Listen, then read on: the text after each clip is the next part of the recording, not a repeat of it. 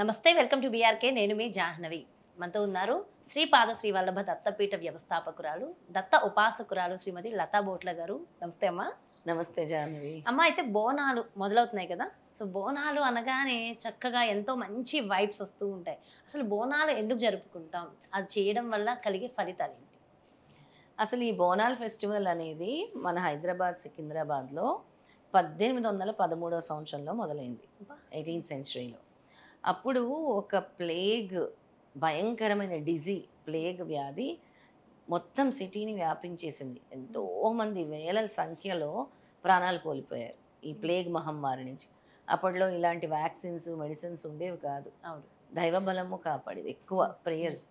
అప్పుడు అమ్మవారిని అందరూ కూడా, అమ్మ మమ్మల్ని ఇందులో నుంచి, ఈ భయంకరమైన ఈ డిజీజ్ నుంచి మమ్మల్ని కాపాడితే, ఈ వ్యాధి నుంచి మమ్మల్ని కాపాడితే నీకు బోనం ఎత్తుకుంటామని అప్పటి నుంచి స్టార్ట్ అయింది బోనం. అమ్మవారికి కృతజ్ఞత తెలుపుకోవడం, థ్యాంక్స్ గివింగ్ అని అంటాం మనం ఇప్పుడు ఇంగ్లీష్లో. కృతజ్ఞత తెలుపుకోవడానికి ఈ బోనాల్ని నిర్వహిస్తాం. ఈ ఆషాఢ మాసంలో ఎప్పుడైతే వర్షాలు పడతాయో రకరకాల వ్యాధులు సంక్రమిస్తూ ఉంటాయి. అన్నీ ఇప్పుడు మనం చూస్తున్నాం, కొత్త కొత్త వైరస్లు, డిజీజెస్. ఇలాంటి వ్యాధులు బారిన పడకుండా మమ్మల్ని కాపాడు, మమ్మల్ని చల్లగా చూడు అని చేసుకునేదే ఈ బోనాల పండగ. తల్లికి బోనం ఎత్తుకొని తీసుకెళ్ళి అక్కడికి వెళ్ళి అమ్మవారికి చీర పెట్టుకునే వాళ్ళు చీర పెట్టుకుంటారు, బోనం చేసి ఎత్తుకునే వాళ్ళందరూ బోనం ఎత్తుకుంటారు. అసలు ఎంత కనుల పండగగా ఉంటుందంటే జాహ్నవి, ప్రతి ఇంట్లో కూడా బోనాలు జరుపుకుంటుంటారు. తెలంగాణ బోనాలు అనగానే తెలంగాణ ఆడబిడ్డలందరూ కూడా చక్కగా బోనం ఎత్తుతారు. చక్కగా అది సాంప్రదాయంగా. చూసి చాలా మంది ఆంధ్ర వాళ్ళు కూడా ఇన్స్పైర్ అవుతున్నారు. అవును. అంటే కేవలం ఆంధ్ర వాళ్ళనే కదా, చాలా మంది మేము కూడా బోనం ఎత్తుతామని అనుకుంటున్నారు. కానీ ఆ బోనం అంటే ఏంటి, అందులో ఏ ఏ పదార్థాలు చేర్చాలి, అసలు అమ్మవారికి బోనం ఎలా సమర్పించాలి, చాలా మందికి తెలియదమ్మా. అవును. కానీ ఇష్టంగా ఉంటది. అవును. అసలు ఎలా, ఒక్కసారి ఆ ప్రొసీజర్ చెప్తారా? తప్పకుండా. కొంతమంది బోనం ఎలా చేస్తారంటే బెల్లపన్నం వండి బోనం చేస్తారు. బెల్లపన్నము పొంగలిలాగా వండేసి అందులో వేసి బోనం, మట్టి కుండలో. మట్టి కుండలో వేసేసి దానికి పసుపు, కుంకుమ బొట్లు, వేపాకులు పెడతారు బోనం. ఆ విధంగా. కొంతమంది బోనం ఎలా చేస్తారు అని అంటే తెల్లన్నమే వేసేసి పైన పసుపు జల్లి చేస్తారు, ఉట్టి పసుపు. కొంతమంది బెల్లపన్నము, కొంతమంది పసుపుతోటి చేస్తారు. పసుపు అన్నమా? పసుపన్నంతో బోనం చేస్తారు. అయితే ఒక్కొక్కరిది ఒక్కొక్క సాంప్రదాయం ఉంటుంది జాహ్నవి. కొంతమంది నేను చెప్పినట్టు బెల్లపన్నం వండి పెడతారు, కొంతమంది తెల్లన్నం వండి దాని మీద బెల్లపు ముక్క వేసి కొంచెం పెరుగు వేసి చేస్తారు. ఇంకొంతమంది వైట్ రైస్ వండి దాని మీద పసుపు వేసి, అంటే అమ్మవారికి అర్పిస్తున్నారు కదా, పసుపు వేసి అర్పించే వాళ్ళు కూడా ఉన్నారు. పసుపు వేసి బెల్లపు ముక్క కూడా పెడతారు కొంతమంది. అలా రకరకాల పద్ధతిలో ఎవరి ఆచారాలను బట్టి ఎవరి ఆచారాన్ని బట్టి వాళ్ళు పొంగళ్ళు చేస్తారు, అమ్మవారికి పొంగళ్ళు పొంగిస్తారు. అలాగే ఈ బోనం ఎత్తుకుంటారు, వేడి వేడిగా తలకి ఇలా చుట్టుకొని ఆ వేడి వేడి పట్టుకొని తీసుకెళ్తారు అమ్మవారికి. సాంప్రదాయ దుస్తుల్లో చక్కటి, మనం చూస్తే ఇక్కడంతా కూడా బొట్లు, మొత్తం తెలంగాణ కట్టు బొట్టు, తెలంగాణ ట్రెడిషన్ కనబడుతుంది. వేపాకులు వెళ్ళి అమ్మవారికి కృతజ్ఞత తెలుపుకుంటారు, బోనం పోస్తారు, దాన్ని బోనం పోయటం అంటారు. ఇంకా చాలామంది మేకలు, కోళ్ళు కూడా అమ్మవారికి బలిస్తారు. ప్రతి ఆదివారము ఒక్కొక్క ఆదివారం ఒక్కొక్క. ఇప్పుడు అమావాస్య పోయిన తర్వాత శుక్రవారాలు చేసుకుంటారు, ఆదివారాలు చేసుకుంటారు. ఇంకా 20 జూలై వరకు, 20th జూలై వరకు ప్రతి మంగళవారాలు, శుక్రవారాలు, ఆదివారాలు మనకి అన్ని అమ్మవారి గుళ్ళ దగ్గర, ఇక్కడ హైదరాబాద్, సికింద్రాబాద్లో ఎక్కడైనా కూడా ఎల్లమ్మ గుళ్ళ దగ్గర కనబడతారు, మహంకాళి టెంపుల్ దగ్గర కనబడతారు. ఏవైతే గ్రామ దేవతలు ఉంటాయో అక్కడంతా కూడా బోనాలు జరుగుతుంటాయి. అయితే బోనం చేయడం వల్ల ఇప్పుడున్న ప్రజలకి అంటే ఏం ఫలితం కలుగుతుంది? సుఖశాంతులు కలుగుతాయి. ముఖ్యంగా ఈ సంవత్సరం అంతా కూడా చల్లగా చూడమని అమ్మవారిని వేడుకుంటున్నాం. ఎటువంటి వ్యాధులు కూడా సంక్రమించకుండా మమ్మల్ని కాపాడు తల్లి అని అమ్మవారిని కొలుస్తున్నాం. మనము శాకాంబరీ దేవిగా కూడా మనం తయారు చేస్తాం అమ్మవారికి.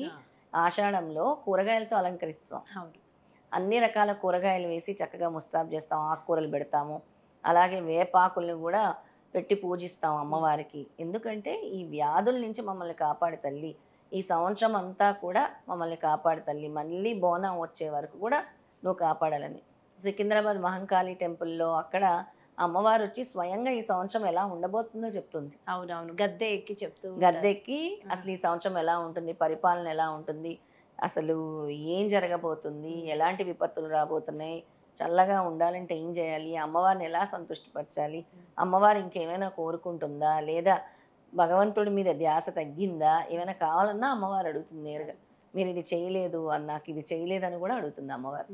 అంత పర్ఫెక్ట్గా అందరూ కూడా అమ్మవారి వాక్యాల్ని బిలీవ్ చేస్తారు.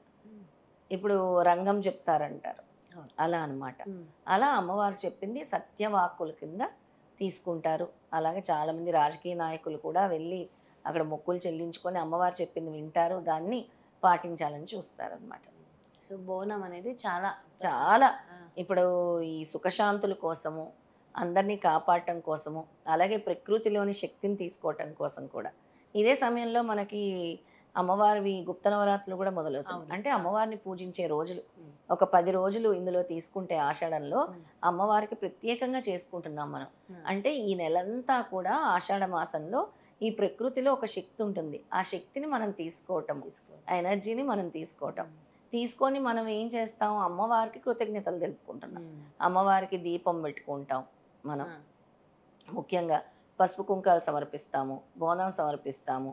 అలాగే ఎవరైతే ఏవైతే కానుకలు సమర్పించుకోవాలనుకుంటున్నారో అమ్మవారికి చీర, గాజులు ఇవన్నీ కూడా సమర్పించుకుంటారనమాట బోనం. సో నవరాత్రుల గురించి డీటెయిల్డ్గా ఇంకొక ఎపిసోడ్లో మాట్లాడదామమ్మా. అండ్ బోనాలకు సంబంధించి ప్రత్యేకించి ఎన్నెన్నో పరిహారాలు ఇస్తూ ఉంటారు మీరు. సో అంటే ఈ బోనాల సమయంలో ప్రత్యేకించి ఏమైనా స్పెషల్ రెమెడీస్ ఉంటాయి? ఉంటాయి జాహ్నవి. అంటే ఇప్పుడు ఈ తెలంగాణ వాస్తవ్యులే కాదు, ఎవరైనా చేసుకోవచ్చు. ఇప్పుడు హైదరాబాద్లో పుట్టాం మేము కూడా, మేము ఇక్కడ వాళ్ళం కాకపోయినా ఇక్కడ పుట్టితే ఇంకా తెలంగాణ అయిపోతాం కదా, ఇక్కడే పుట్టాం. మేము చిన్నప్పటి నుంచి బోనాలు చేసుకుంటాం. ఎలాగా, అమ్మవారిని ఒక మొక్కుకొని, ఇప్పుడు కొత్త వాళ్ళు ఎవరైనా సరే బోనాలు చేసుకోవచ్చా చేసుకోకూడదా అని ఉంటుంది కదా సందేహం. వాళ్ళ కోసం ఏం చెప్తున్నానంటే, వెళ్ళండి చక్కగా అమ్మవారికి నమస్కారం చేసుకోండి, కోరిక కోరుకోండి, అమ్మ నాకు ఇది, లేదంటే సంకల్పం చేసుకోండి, వచ్చే బోనంకి నాకు ఇది తీరితే నేను చేసుకుంటానంటే తప్పకుండా తీరుతుంది జాన. అయితే అమ్మా, ఇప్పుడు మీరు అంటుంటే నాకు వచ్చింది, నేను ఎప్పుడో లాంగ్ ఇయర్స్ బ్యాక్ మొక్కుకున్నా అమ్మవారికి. నాకు తెలుసు అది ఇప్పుడు ఈ ఇయర్కి నెక్స్ట్ ఇయర్కి కూడా అది ఫుల్ఫిల్ అయినట్టే అని అనిపిస్తుంది. మరి ఎలా ఇప్పుడు మేము ఎక్కడైతే అప్పుడు మొక్కుకున్నామో ఆ ఏరియాలో లేము ఇప్పుడు ప్రెసెంట్. ఎలా తీర్చుకోవాలి, ఏ అమ్మవారి దగ్గర తీర్చుకోవచ్చా, అదే ఏరియాకి వెళ్ళి అక్కడ మాత్రమే?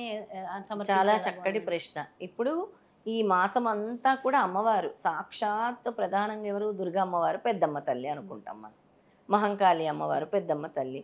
ఒకవేళ ఇక్కడ చాలామంది ఇక్కడ వాళ్ళు గోల్కొండ కానీ మహంకాళి టెంపుల్ కానీ వెళ్ళి మొక్కులు తీర్చుకుంటారు, లేదా పెద్దమ్మ తల్లి ఎక్కడైనా ఉన్న గుళ్ళు వెళ్ళి మొక్కులు తీర్చుకోవచ్చు. ఇక్కడ దగ్గరలో ఎక్కడైనా పెద్దమ్మ తల్లి గుడి, పెద్దమ్మ అంటేనే దుర్గమ్మ, అమ్మల కన్నా అమ్మ పెద్దమ్మ, అంటే మొక్కు తీర్చుకోవచ్చు. అంటే మామూలుగా ఇంటి దగ్గర నుంచి నడుచుకుంటూ వెళ్తారు కదా, ఇంటి దగ్గర నుంచి బోనం వండుకొని దూరం అనుకో, అక్కడ వరకు కారులో వెళ్ళి అక్కడ గుడి దగ్గర నుంచి నడుచుకుంటూ వెళ్ళొచ్చు. అమ్మవారికి బోనం ఎత్తుకొని తీసుకొని వెళ్ళొచ్చు. బోనము, చీర, పసుపు కుంకాలు, గాజులు, ఇంకేమైనా సమర్పించాలన్నా సమర్పించుకోవచ్చు, కానుకలు. సో అలా కూడా వెళ్ళొచ్చు అంటారు. అలా ఇప్పుడు మాకు తెలియదు, మేము గుడికి వెళ్ళలేము, కానీ మేము బోనాలు చేసుకుందాం అనుకుంటున్నాం ఈ సంవత్సరం నుంచి అంటే, చక్కగా ఈ ఆషాఢ మాసంలో వచ్చే ప్రతి మంగళవారాలు, శుక్రవారాలు కూడా అమ్మవారి దగ్గర చక్కగా దీపం పెట్టుకోండి. మీరు ఏదైతే ఉందో మీ కోరికలు కోరుకోండి, అమ్మవారి శక్తి తీసుకోండి. అలాగే దుర్గాదేవి మంత్రం చదువుకోండి. నేను ఇప్పుడు చెప్తాను మీకు సింపుల్ మంత్రం, అది చదువుకోండి. ఈ ఆషాఢ మాసం మంగళవారాలు, శుక్రవారాలు అలా పూజ చేసుకొని ఏదైనా ఒక నైవేద్యం, ఇప్పుడు మీరు చక్కెర పొంగలో, బెల్లం అన్నమో ఏదో ఒకటి చేసి పెట్టుకొని పూజించుకోండి. ఎక్కడైనా అవకాశం ఉంటే మీకు ఈ సాటర్డే, సండే, ముఖ్యంగా ఆదివారం రోజు ఎక్కడైనా గుడికి వెళ్ళి నమస్కరించుకొని వచ్చినా చాలు, అమ్మవారికి అంతటి ఫలితం వస్తుందన్నమాట.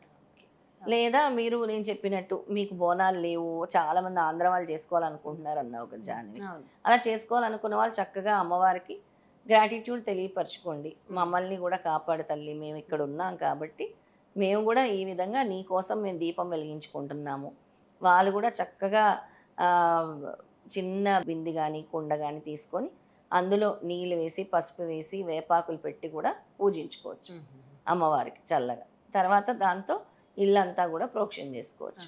అది కూడా అది మంచిది. ఫ్రైడే, ట్యూస్డే, సండే ఎప్పుడైనా చేయొచ్చు. ఎప్పుడైనా చేసుకోవచ్చు. ఇప్పుడు మనకి ఆషాఢ మాసంలో ఎప్పుడైనా చేసుకోవచ్చు. ముఖ్యంగా మంగళవారాలు, శుక్రవారాలు అమ్మవారికి కాబట్టి చెప్తున్నాను. ఆదివారాలు కూడా చేసుకుంటారు. ఆ విధంగా చేసుకోవచ్చు. ఓకే, ఆ మంత్రం చెప్తానన్నారు. సింపుల్ మంత్రము. ఆ మంత్రం చెప్తాను. దుర్గా అమ్మవారికి అది చదువుకోవాలి. ఓం ధూం దుర్గాయే నమః. సింపుల్గా చదువుకోవాలంటే. లేదంటే మీ ఇంట్లో ఏదైనా ఈ బాధలు అలా ఉంటే ఓం ధూం దుర్గాయే దారిద్ర్య నాశయ నాశయ నమః తీసేయమని. సో మనకు ఉన్నటువంటి దరిద్రాలన్నీ కూడా తీసేసి తీసేసేయమని మమ్మల్ని రక్షించు తల్లి అని ఆ దుర్గమ్మని కోరుకోవచ్చు. అది సర్వమంగళ మాంగళ్యే శివే సర్వార్థ సాధికే శరణ్యే త్ర్యంబకే గౌరీ నారాయణి నమోస్తుతే అని చదువుకున్నా చాలు. ఎంతో చక్కటి పరిహారాలు అందించారమ్మా. Thank you so much. నమస్తే. చూసారు కదా, మరి ఇది ముఖ్యంగా బోనాలకు సంబంధించిన అద్భుతమైన ఇన్ఫర్మేషన్. మరో ప్రత్యేకమైన కార్యక్రమంతో మళ్ళీ మీ ముందుకు వచ్చేస్తాను. మరి అలాగే మరి మీలో చాలామందికి ఆ దత్త క్షేత్రాన్ని సందర్శించాలని అనుకున్న వాళ్ళైనా, మన లతా బొట్ల అమ్మని ఒక్కసారి అపాయింట్మెంట్ కావాలనుకున్న వాళ్ళైనా క్రింద దానికి సంబంధించిన ఇన్ఫర్మేషన్ అందిస్తాం.